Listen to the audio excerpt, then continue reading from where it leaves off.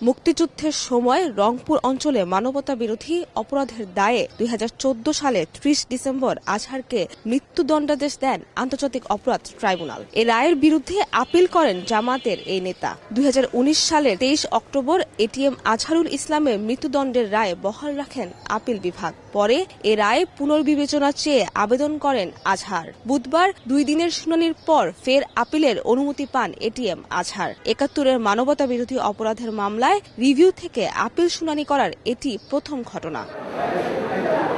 বুধবার প্রধান বিচারপতি সৈয়দ রেফাত আহমেদের নেতৃত্বে ৫ সদস্যের বেঞ্চ রিভিউ আবেদন মঞ্জুর করে এই আদেশ দেন। এটিএম আজহারুল ইসলামের আইনজীবী জানান, বিচারের ক্ষেত্রে আন্তর্জাতিক আইনের রীতিনীতি না মানা, ন্যায়ভ্রষ্ট বিচার, মামলায় নানা অসঙ্গতি সহ ৪টি কারণে এই আদেশ দিয়েছেন সর্বোচ্চ আদালত। ইন্টারন্যাশনাল লর সাথে কমপ্লাই করার রিকোয়ারমেন্ট ছিল 1973 এর আইনে। এটা খুব বড় একটা গ্রাউন্ড এবং আইনি বলা আছে মানতে হবে, আন্তর্জাতিক আইন ওনারা মানেন নাই।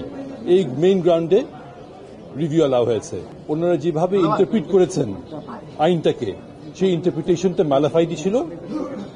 এই গ্রাউন্ড আমরা নিয়েছি, এটা আমাদের বক্তব্য ছিল এবং এই গ্রাউন্ডেও আমাদের রিভিউ অ্যাপ্লিকেশনটা অ্যালাউ হয়েছে এবং লিভ গ্রান্ট হয়েছে। এই যে 4টা গ্রাউন্ডে লিভ দেওয়া হলো, ওই 4টা গ্রাউন্ডে মূল আপিলটার শুনানি হবে।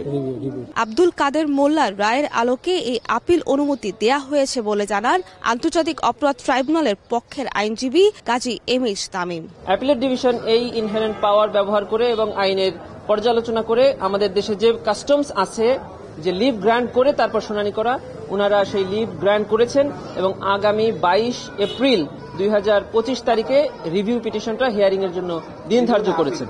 2 সপ্তাহের মধ্যে এ মামলার সারসংক্ষেপ জমা দিতে বলে পরবর্তী আপিল শুনানির দিন 22 এপ্রিল ধার্য করেছেন আপিল বিভাগ। সাবরিনা মজুমদার, দেশ টিভি, ঢাকা।